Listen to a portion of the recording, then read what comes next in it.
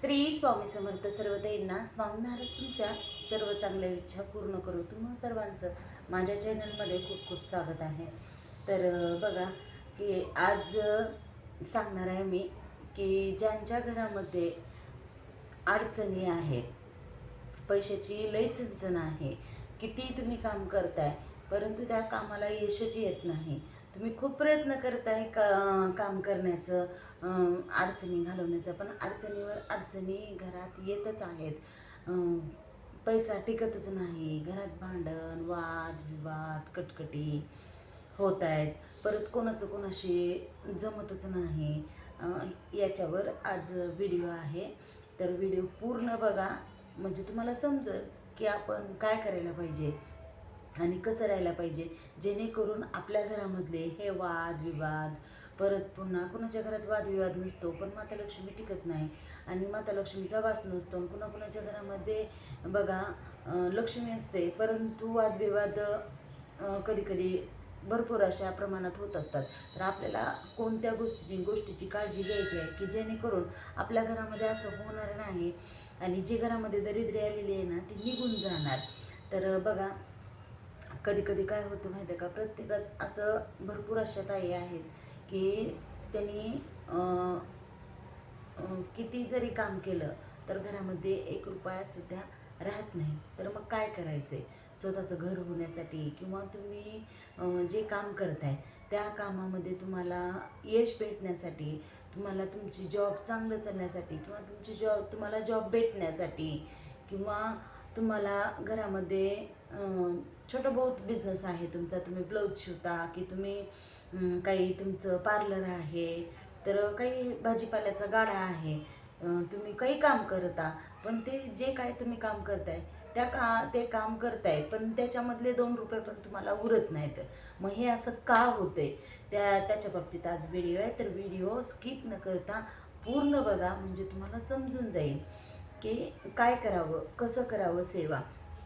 तर बघा, आपल्याला जर आपल्या घरामध्ये माता लक्ष्मी जर आपल्या घरामध्ये प्रवेश केला आणि त्याच्याबरोबर माता लक्ष्मीबरोबर भगवान विष्णू, नुसती माता लक्ष्मी जर आपल्या घरामध्ये आली तर काय होतं, माता लक्ष्मी ती लवकर काढता पाया घेते आणि जिथं भगवान विष्णू असतात तिथं माता लक्ष्मीला बोलावणं लागत नाही. मग जिथं भगवान विष्णूची सेवा केली जाते तिथं माता लक्ष्मीला बोलावणं लागत नाही, माता लक्ष्मी आपोआप येत असते. जिथं भगवान विष्णू असतात तिथं माता लक्ष्मी येतच असते, कारण ती विष्णुप्रिय आहे म्हणून. तर काय करायचं आहे आपल्याला, दररोज 40 दिवस कंटिन्यू 40 दिवस व्यंकटेश स्तोत्राचं पठण करायचं आहे. बघा आता ह्या सेवा आहेत, मी सांगते म्हणून सेवा करायच्या नाहीत, तर विश्वास ठेवायचा यावर. काय विश्वास ठेवायचा, तर विश्वास ठेवून करायचं. असं समजायचं की ही सेवा केल्यानंतर माझे दुःख संकट दूर होणार आहेत आणि या दुःखातून या संकटातून मला मार्ग भेटणार आहे, असं मनात विश्वास ठेवायचे आणि सेवा करायचे. असं नाही करायचे की कुणीतरी सांगितलंय, मी सांगितलंय म्हणून सेवा करायला सुरू करायचं आणि मनामध्ये भावच नाही, एक विश्वासच नाही, एक आपल्या स्वतःमध्ये विश्वास होतं. आता कधी कधी काय होतं, तुम्ही अभ्यास केला आहे, कोणती एक्झाम द्यायला तुम्ही अभ्यास केला आहे, तुमचा भरपूर अभ्यास झाला आहे, मग तुम्ही काय म्हणणार की माझा अभ्यास झाला आहे, मी नक्कीच पास होणार, मी यावेळेस माझं निघणारच, माझं होणारच. तसं तुम्ही मनात ठेवायचे की मी महाराजांची, माता लक्ष्मीची मी सेवा करणारच, माझ्याकडून सेवा होणारच आणि माझं स्वप्न पण पूर्ण होणारच. आणि जे काही घरामध्ये वादविवाद आहेत, कटकटी आहेत, घरात पैशाची चणचण आहे, नोकरी नाही, नोकरी भेटणारच मला होणारच एवढी सेवा केल्यानंतर. आणि असं नाही बरं का, सेवेसोबत पण कष्ट करावं लागेल, कष्टाशिवाय पर्याय नाही. असं नाही की घरी सेवा करायची आणि घरात पलंगावर झोपायचं, असं पण होणार नाही. सेवा पण करायची आणि कष्ट पण करायचं, प्रयत्न करायचा, प्रयत्नांगी परमेश्वर असतो. तर काय करायचं, आता कष्ट तर करायचंच बरं का, कष्टाशिवाय पर्याय नाही. पण त्याचबरोबर भगवान विष्णू आणि माता लक्ष्मीची, स्वामी समर्थ महाराजांची जर आपल्यासोबत साथ असेल तर कधीच काही कमी पडणार नाही. तर बघा सेवा काय करायचं सांगते. 40 दिवस कंटिन्यू 40 दिवस व्यंकटेश स्तोत्राचं पठण करायचं, श्रीसुक्ताचं पठण करायचं, विष्णू गायत्री मंत्राचं पठण करायचं, लक्ष्मी गायत्री मंत्राचं पठण करायचं, कुबेर मंत्राचं पठण करायचं, नवार्णव मंत्राचं पठण करायचं, महालक्ष्मी अष्टकमचं पठण करायचं. आता हे किती वेळेस? व्यंकटेश स्तोत्र 1 वेळेस, श्रीसूक्त 1 वेळेस, विष्णू गायत्री मंत्र 16 वेळेस, लक्ष्मी गायत्री मंत्र 16 वेळेस, कुबेर मंत्र 16 वेळेस, नवार्णव मंत्र 16 वेळेस आणि महालक्ष्मी अष्टकम तुम्ही एकदा म्हणा, तीनदा म्हणा, किंवा एकदा म्हणा, तीनदा म्हणा, किंवा 5दा, 11दा, 7दा, तुम्हाला जसं जमल तसं म्हणा. पण जेवढी तुम्ही सेवा कराल, जेवढी तुम्ही श्रद्धा ठेवून, विश्वास ठेवून तुम्ही सेवा कराल, तेवढं तुम्हाला फळ भेटेल. आम्ही तुम्हाला एक सांगते, तुम्ही कुंचम सेवा करायला सुरू करा. कारण जेव्हा आपण कुंचम सेवा करतो तेव्हा माता लक्ष्मी आपल्या घरामध्ये नक्कीच प्रवेश करते आणि जे काय आपले दुःख संकट आहेत ते नक्कीच त्याच्यावर निवारण होत असतं.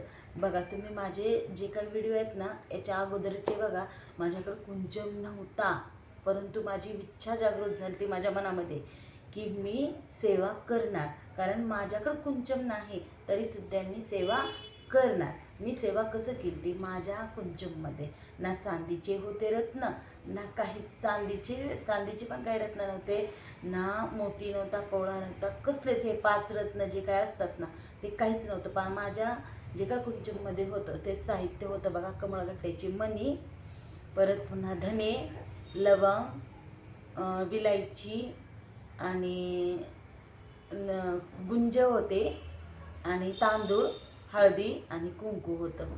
एवढं साहित्य होतं आणि हळकुंड होतं आणि कवड्या होत्या, 5 कवड्या होत्या.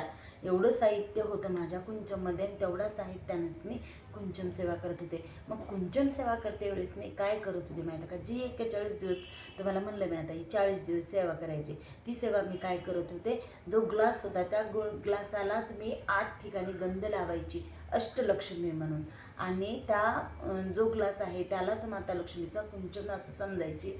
आणि त्यामध्ये मी जे काय रत्न आहेत ते ओम श्री महालक्ष्मी दिव्याय नमः असं म्हणून मी मंत्र म्हणून तो कुंचम भरायचा. आणि त्यानंतर परत पुन्हा मी एक वेळेस व्यंकटेश स्तोत्र, श्रीसूक्त, लक्ष्मी गायत्री मंत्र, विष्णू गायत्री मंत्र, कुबेर मंत्र, नवार्णव मंत्र आणि महालक्ष्मी अष्टकम न चुकता मी दररोज एवढी सेवा करत होते. तर हळूहळू जसं मी सेवा करायला सुरुवात केली, बघा गेल्या वर्षी महालक्ष्मी होत्या, गणपती बाप्पा बसले होते ना, तेव्हापासून मी ही कुंचम सेवा चालू केली होती. तर आता वर्ष व्हायचं आहे आणखीन. तर माता लक्ष्मीनं भरपूर अशा काही इच्छा आहेत त्या पूर्ण केल्यात माझ्या. आणि महाराजांनी सुद्धा माझ्या काही इच्छा आहेत त्या पूर्ण केल्यात आणि कुंचमसुद्धा मी घेतल्यात. स्वामी मूर्ती आर्ट आहे ना, त्या ताईकडून मी कुंचमसुद्धा मागवला आहे. तर कुंचम सेवेचे खूप मोठे अनुभव आहेत. कुंचम सेवेनं माता लक्ष्मी घरामध्ये प्रवेश करते, घरामध्ये पैसा टिकून राहतो, घरामधली जी काय अडचणी आहेत त्या दूर होतात आणि आपल्या घरामध्ये लक्ष्मी स्थिर राहते. घरात भांडणं होत नाहीत, कटकटी होत नाहीत आणि भगवान विष्णूंचा सुद्धा आपल्या घरामध्ये अखंड वास राहतो. त्यासाठी आपल्याला सेवा मात्र करावंच लागणार. ज्या सेवा आहेत ना, व्यंकटेश स्तोत्र, श्रीसूक्त, लक्ष्मी गायत्री मंत्र, कुबेर मंत्र, नवार्णव मंत्र आणि महालक्ष्मी अष्टकम, ज्या काही सेवा आहेत त्या कंटिन्यूली दररोज करायच्या. जेव्हा तुम्हाला मासिक धर्म असेल तेव्हा तुम्ही हे नाही केल्या तर 5 दिवस चालते. कुणी ना दुसऱ्यानं बी नाही केला तरी चालते. आणि करणारं जर कुणी असेल तर खूपच चांगलं, पण कुणी करणार नसेल तर नका करू देऊ. 5 दिवसानंतर तुम्ही परत न करा. आता ही सेवा करताना शक्यतो जास्तीत जास्त बघा तुम्ही काय करायचं माहिती आहे का, बाहेरचं परांना टाळायचं. मग जिथं जर तुम्हाला लईच अडचण आहे, आता ती खावंच लागणार आहे, जेवावंच लागणार आहे, तिथं काय करायचं माहिती आहे का, 3 वेळेस गायत्री मंत्र म्हणायचं. ओम भूर्भुवः स्वतः चतुर्वरेण्यं भर्गो देवस्य धीमहि धियो यो नः प्रचोदयात् असं गायत्री मंत्र 3 वेळेस म्हणायचं आणि महाराजांचं मनातल्या मनात नाव घ्यायचं आणि मग तुम्ही ते अन्न ग्रहण करायचं. जर तुम्ही असं गायत्री मंत्र म्हणून 3 वेळेस जर अन्न ग्रहण केलं तर त्या अन्नाचे तुम्हाला दोष लागले जाणार नाहीत. आणि मांसाहार शक्यतो जो कुणी आहे तो सेवा करतोय ना त्यानं मांसाहार पाळायचा. जर तुम्हाला होत असेल तर पाळा, नसलं होत नसेल तर तुम्ही नका पाळू. पण तुम्ही 40 दिवसाची जी सेवा करताय, संकल्पयुक्त जर तुम्ही सेवा करत असाल तर तुम्ही मांसाहार पाळा. आणि तुम्ही संकल्पयुक्त जर करत नसताल आणि तुम्ही दररोज मी मनोभावे माता लक्ष्मीची मी ही सेवा करणार आहे, कुलस्वामिनीचं त्याच्यामध्ये नामस्मरण आहे, भगवान विष्णूंचं माता लक्ष्मीचं जे काही नामस्मरण आहे ते मी दररोज करणार आहे, असं जर तुम्ही करत असाल तर बघा तुम्हाला खूप लवकर अनुभव येईल. मी तर संकल्पयुक्त नव्हते केले, पण मी दररोजच सेवा करत होते आणि जे माझ्या मनामध्ये आलं ना मी ते केलं आणि ते केलेलं मी तुम्हाला माझी जी काही इच्छा झाली पूर्ण ते त्याच्यासाठी मी तुम्हाला सांगते आहे की तुम्ही पण करा आणि तुमच्या पण सगळ्या इच्छा पूर्ण होऊ द्या. माता लक्ष्मी तुमच्या घरामध्ये वास करू द्या. असं दिन आहे की माता लक्ष्मीनं आणि स्वामी महाराजांनी मला 2 वेळेची भाकर खायला भेटते आहे, उपाशी नाही. कारण याच्या अगोदरचा जो काळ होता तो खूपच वाईट होता. कधी कधी खूप वाईट वेळ आलेली आहे, आता ती सांगता पण येणार नाही कारण वाईट वेळ लक्षातली जात नाही. म्हणून तुम्हाला सांगते आहे की प्रत्येकाच्या जीवनामध्ये दुःख संकट अडचणी आहेत. त्या दुःख संकट तुमचे जाण्यासाठीच मी ही सेवा तुम्हाला सांगत आहे. सेवा सांगण्यासारखी इतकी मोठी नाही, पण जी मी सेवा केली ती तुम्हाला सांगते आहे. आणि स्वामी महाराजांच्या सेवेची तर इतकी मोठी प्रचिती आहे की तुम्ही 11 वेळेस जरी स्वामी महाराजांचं नामस्मरण केलं तरीसुद्धा तुमचे दुःख दूर होतील. परंतु जे मी तुम्हाला म्हणले ना, मनात विश्वास पाहिजे आणि भाव पाहिजे. इतका महाराजांवर दृढ विश्वास पाहिजे की स्वामी महाराज माझी ही इच्छा पूर्ण करणारच आणि महाराज करतीलच. महाराजांना माझी इच्छा ही पूर्ण करावीच लागल.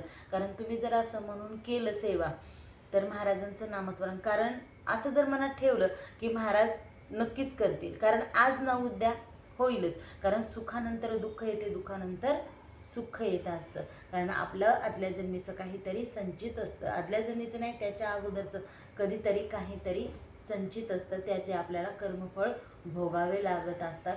म्हणून आपल्याला थोडा वेळ थांबायचा असतो. कारण जे काय महाराज करतात ना ते आपल्यासाठी चांगलंच करत असतात. आणि आपण म्हणतो की कधी कधी खूप सेवा करायल्यावर तकलीफ होते, कारण जास्त संकट येतात, जास्त दुःख येतात. पण कसं असतं, जेव्हा आपल्याला जास्त दुःख येतात संकट येतात ना तेव्हा समजून जायचं आपलं जे काही संचित आहे ते लवकर संपत आहे आणि दुःख जाऊन सुखाचे दिवस नक्कीच येणार आहेत. तर कुणीसुद्धा डगमगू नका, माता लक्ष्मीची सेवा करायला सुरुवात करा. ह्या सेवेसोबत स्वामी समर्थ महाराजांचा दररोज 1 माळ जप, 11 माळी जर झाल्या तर खूपच सुंदर, नाही झालं तर 1 माळ महाराजांचं नामस्मरण मनोभावाने श्रद्धेने विश्वासाने करा. डोक्यामध्ये काही न आणता 1 माळ महाराजांचे नामस्मरण करा, 3 अध्याय वाचा आणि बघा तुमच्या जीवनामध्ये नाही जर सुख आलं तर मला कमेंट करून सांगा. जर तुमच्या जीवनामध्ये सुख आलं, जर तुमचं काही चांगलं झालं, चांगलं जर ज्या काही तुमच्या इच्छा आहेत त्या पूर्ण झाल्या या सेवेनं, तर नक्कीच कमेंट करून सांगा की ताई तुम्ही सांगितलेल्या जे काही तुम्ही सांगितलं, तुमचे जे काही अनुभव सांगितलात त्यातूनच मी सेवा केली आणि माझे पण दुःख गेले. तर तुम्ही एक जर कमेंट करून चांगली सांगितलात तर एक असं वाटेल की मी सांगितले म्हणून कुणाचं तरी चांगलं झालं, मला पण चांगलं वाटेल. तर नक्की स्वामी समर्थ महाराजांची सेवा करा, माता लक्ष्मीची सेवा करा आणि सेवा केल्यानं काही होणार नाही, होणार तर चांगलंच होणार. तर सर्व ताईंना श्री स्वामी समर्थ. भेटूया उद्याच्या व्हिडिओमध्ये. आता वैभवलक्ष्मी मातेची पूजा मांडली आहे मी, तर पूजा करणार आहे, आता कहाणी वाचणार आहे, पूजा करणार आहे. तर भेटूया उद्याच्या व्हिडिओमध्ये. तोपर्यंत सर्वांना श्री स्वामी समर्थ.